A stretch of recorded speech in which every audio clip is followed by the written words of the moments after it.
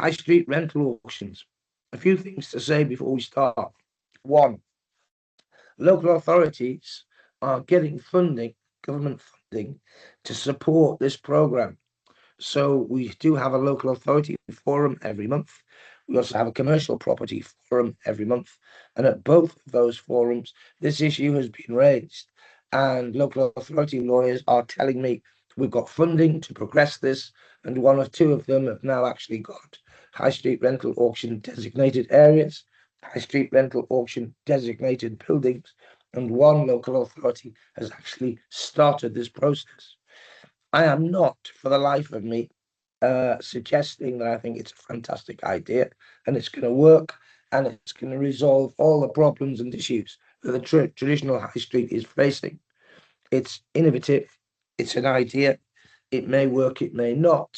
I'm not entirely confident that it will work, but hey, what could be any worse than the decline and fall of the current high street, and what could be better than someone at least trying to do something. So we've got the decline of the high street. Hey, Ian, thanks for telling us all about that. 1 in 7 of high street shops closed. I think it's more than that now. 30% of shopping is now online. I think it's more than that now.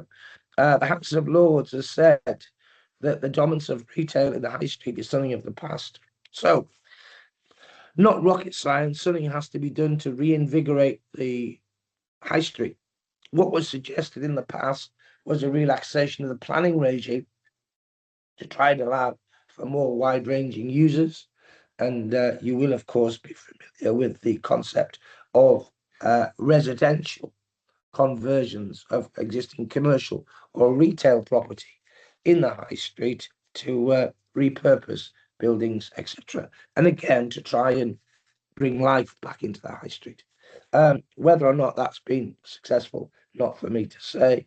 On a sort of personal note, I have seen in some of the town and city centres close to me attempts by builders and developers to convert retail office accommodation into resi.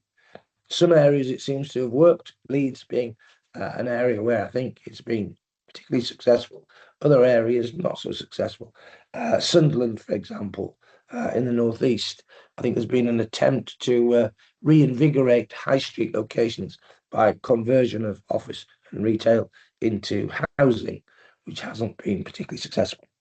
Anyway, enough of that. Current government introduced the Levelling Up and Regeneration Act 2023, Part 10. And within that, we have the concept of a high street rental auction. Let's just take a step back and consider this.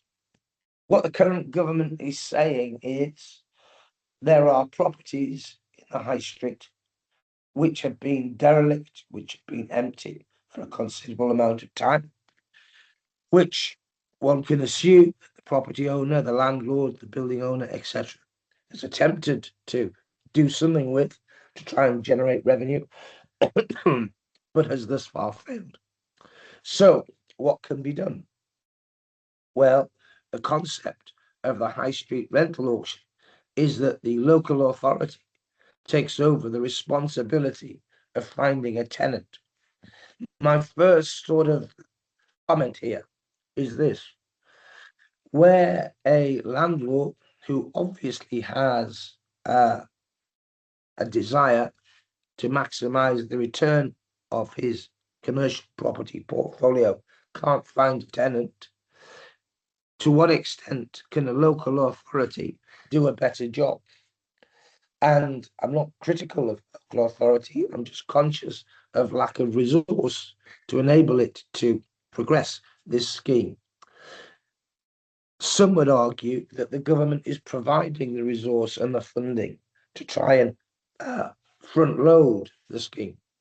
And therefore, perhaps lack of resource isn't an issue anymore.